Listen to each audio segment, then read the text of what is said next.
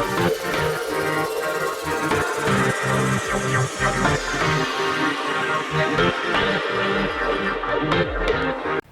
friends, welcome to Coding Host YouTube channel. In this video, I will explain you what is OOPS and what are OOPS concepts. So, full form of OOPS is Object Oriented Programming System or Structure. So, in some books it is written as system, and in some books it is written as structure. So, both are correct. You can assume any one of these. And OOP is a programming paradigm. So, what is paradigm? So, paradigm is an approach to do some work. So, there are many languages which follow the concept of OOPS like Java, C Sharp, PHP, Python, and C++. But these languages are not 100% object oriented programming languages. We only have small talk first truly object oriented programming language because it is 100% object oriented. Now let's see the six main pillars of OOPS. So first is a class, second is object, and third inheritance, polymorphism, abstraction, and encapsulation. So in this video I will explain you class and objects. All these OOPS concept, these are related from real world. So if you take example of a class, it is animals, birds, vehicles. So all these are classes, and inside the classes we have objects. Like in animal we have dog and cat, and in birds we have sparrow, and in vehicle class we can have car, bikes, etc. And after that we have methods. So methods are performed by objects. So like running, so you can say a dog can run, and a sparrow can fly, and a car can brake. So all these are methods which are used by objects. So let's see what is a class. A class is a group of objects which have common properties. Let's take an example that we have a vehicle class, and in vehicle class we can have a lot of cars, but they have many things common between them. Like all the cars have wheels, all the cars have engines. So a class is a group of objects which have common properties.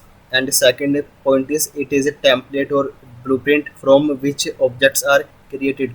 So class is only a template or blueprint, and with the help of class we can create objects. Like in vehicle class we can create many cars, bikes, and etc., and they all are vehicles. And third point is it is a logic entity and it cannot be physical. So let's take an example that if you say like it is a vehicle, so vehicle is nothing, it is a class only. If you say that this is a car, then car is a object. Or if you say that it is a bike, so bike and car is a object. And when you say that vehicle, so vehicle is nothing, it is a class. So class is not a real world entity. So if you say something like animal, bird, or vehicle, like you see a dog and you say that it is a animal, but in actually we are not looking at the animal, we are looking at the object, and object is a dog. And if you see a car and you say that it is a vehicle, so in actually we are looking at a object, and it is a car because itself vehicle is only a class and it is not a real world entity. We can only see the objects which are inside the classes. So these are the 4 points about the class. So let's see the syntax of making a class. So here you can see in the program we have written here public, class, and vehicle. So public is a access modifier. So we have 4 access modifiers: default, public, protected, and private. So if you don't use any access modifier like public, private, or protected, then we will have a default modifier itself here. But right now I am using here public modifier. and after that we have to use this class keyword. So this is a class keyword and we are using it here, and after that we have to write a class name. So I have written here vehicle, and we have to start the class name with a capital letter. And in this class we can have fields, methods, constructor, blocks, nested classes. So I will explain you all of these in the upcoming videos. And in the Java class we have a main method, public static void main string arguments. So inside our class we have a main method, and what happen if you don't write this method, and we will try to run our program. So let's see. So you can see I only have written here class name and I have removed the main method. So let's run this program. So you can see in the output we are getting a error, main method not found in the class vehicle. So in every Java class we have a main method, and without the main method our program will not run. So I will write here our main method, public static void main, and inside it we have string arguments. So this is our main method, and now let's try to run this program. Now you can see it is working fine, but we are not getting anything in the output because I have not printed anything. And you can see that in our Java class we can have methods. So this is our main method. You can make any number of methods in your class, but if you not make the main method, then your program will not execute and it will show error like main method not found. And after that let's see the object. So object is an example or instance of a class. Suppose we have this vehicle class. So in this vehicle class we will have objects like car and bikes. So car and bikes are example of the vehicle. And the second point is an object is a real world entity. Suppose if you say that any vehicle, so vehicle will not take memory, only the object will take space. Suppose we have a car or bike, object will take memory because it is a real world entity like car and bike, or animal like cat or dog, they will take memory because they are real world entity. But in class it is not a real world entity, so class will not take any memory. And third point is an object is a runtime entity. So it means that object is inside this class, and outside of this class object has no existence. So if you take example like car and bike, outside of vehicle class a car and bike has no existence, so we can say that an object is a runtime entity. And after that fourth point is the object is an entity which has state and behavior. So object will have state and behavior, and I will explain you here. Like object consists of first identity. So every object will have a name or some unique ID through which we can identify the object. So if we take example of a car and bike, every car will have a name or a number plate which is unique, by which we can easily identify it. And the second point is state and attribute. So every car will have a color and speed and other characteristics. And the third point is behavior or methods. So a car and bike can have these methods like drive or brake. So these are the methods which are known as the behavior of the object. And after that we have instance variable. So a variable which is created inside the class but outside the method is known as an instance variable. So suppose you can see here in the program, I will make a variable string name. So it is an instance variable because it is inside the class, but it is not inside the main method. But if I make this variable inside this main method, so it will not instance variable, and instance variable does not get memory at compile time. It gets memory at runtime when an object or instance is created. So simply creating a variable here, right now it will not take any memory, or even when we run this program, this variable will not take any memory. But when we use this variable with a object, that time it will take memory. So that's why it is known as an instance variable. And after that we have methods. So what is a method is, it is a set of codes which perform a task. So you can say that our main method, this is also a method, and if we write something inside it, it will perform a task. And why we use method? Advantages of methods are code reusability and code optimization. So right now I am explaining you this defines, but when I will write the program, then I will explain you everything, like how to create objects, like how we can use these variables, and how we can make methods. And after that we have how to create an object. So we have 5 ways: by using new keyword, by using new instance methods, by using clone method, by using deserialization, and by using factory methods. But mostly we use this new keyword method. Let's see how we can create an object. So first is declaration.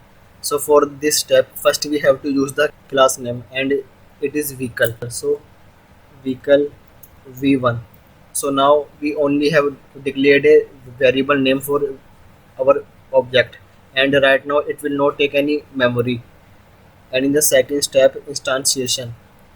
So in this step we will write like this: v1 equal to new. By using this new keyword, our object will create, and now it will take memory. And the third step is initialization. For this we have to write here vehicle after the new keyword. So now we have created our object, and we can also do this in a single line like this. So vehicle v1 equal to new vehicle.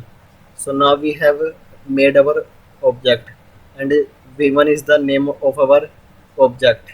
So we know that every object will have a unique name, state, or behavior. So now let's see how we can do it. First I will make some methods and variables. Int speed, and I will make methods here: public void run. So in this method I will print vehicle is running. And after that I will make one more method here: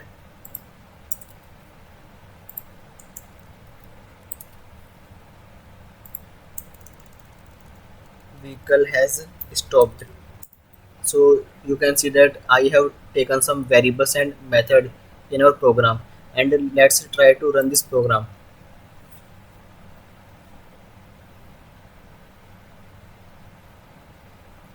So you can see in the output we are getting nothing, because we have this method. But this method will not execute until we call this method in our main method. So suppose if you try to call this method directly in our main method, so if I write here run, so you can see here we are getting an error, because directly we cannot use this method here. We have to use this method by our object, and our object is v1. So if I write here like this v1 dot, and now let's run our program. So you can see in the output now we are getting vehicle is running. So we can call this method with the help of objects which we are creating in our main method. And if we try to call this another method like v1 dot stop,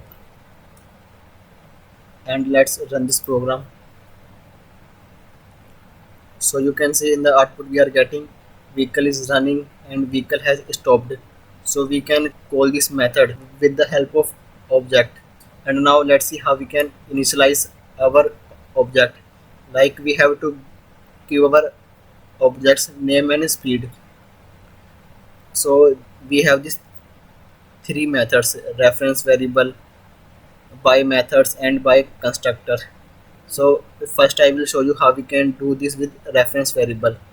So I have taken here these two instance variables, and I will write here like this: v1 dot name equal to Ferrari, and after that I will write v1 dot speed equal to 200, and after that I will print name and speed of our v1 object, and here I will write this v1 dot name plus and space plus v1 dot speed, and let's run this program. So you can see in the output we are getting Ferrari and 200, and it is the name and speed of our v1 object. And let's take another example, that vehicle v2 equal to new vehicle, and if I try to print the name and speed of this v2 variable, let's see what we will get, because we have not assigned any value to name and speed. Okay, so let's try to run it. So you can see in the output we are getting null and 0, because default value of string is null and default value of int is 0. So if we will not assign any value to our instance variable, then we will get it their default values in the output. So that's why we are getting here null and 0. So this is our first way to initialize our object, and second is by methods. So I will make here some method, public void feature, and inside it I will take some variables, string s and int I, and after that I will write here name equal to s and speed equal to I, and we have made this method, and now we have to call this method in our main method with the help of our object. So I will write here v1 dot feature, and we have to pass here the values. First is string s, so we will enter here the name. So name I will enter here Bugatti, and in the int I variable, which is our speed, I will enter 250, and after that I will print the values of name and speed of our object. So system dot out dot println, and v1 dot name and v1 dot speed, and let's run this program.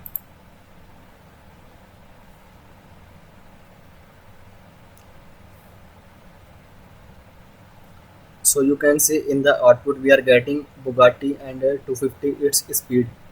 So what is happening here is that we have taken this method, and it has two parameters. So when we call this method here, and we will pass the arguments which are values like Bugatti and 250. So these are name and speed, and after that I will assign these values into our instance variable name and speed. So I have written here name equal to s and speed equal to I. So when we pass our name and speed here, then it will assign to our instance variable, and that's how our object will get initialized. And when we run this program, in the output we will get object name and object speed, and we can also make more object like vehicle v2 equal to new vehicle, and after that vehicle dot feature, and I will enter here Ferrari, and I will enter its speed 200, and we will also print the name and speed of this v2 object. So let's run this program.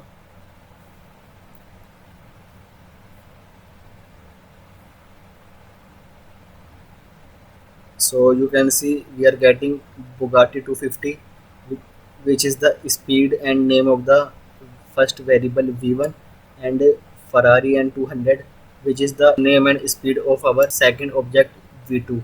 So you can see both these objects are sharing the same instance variable. Third way is we have by constructors. So we have three type of constructor. I will explain you in another video type of constructor. So this is all in this video. Thank you.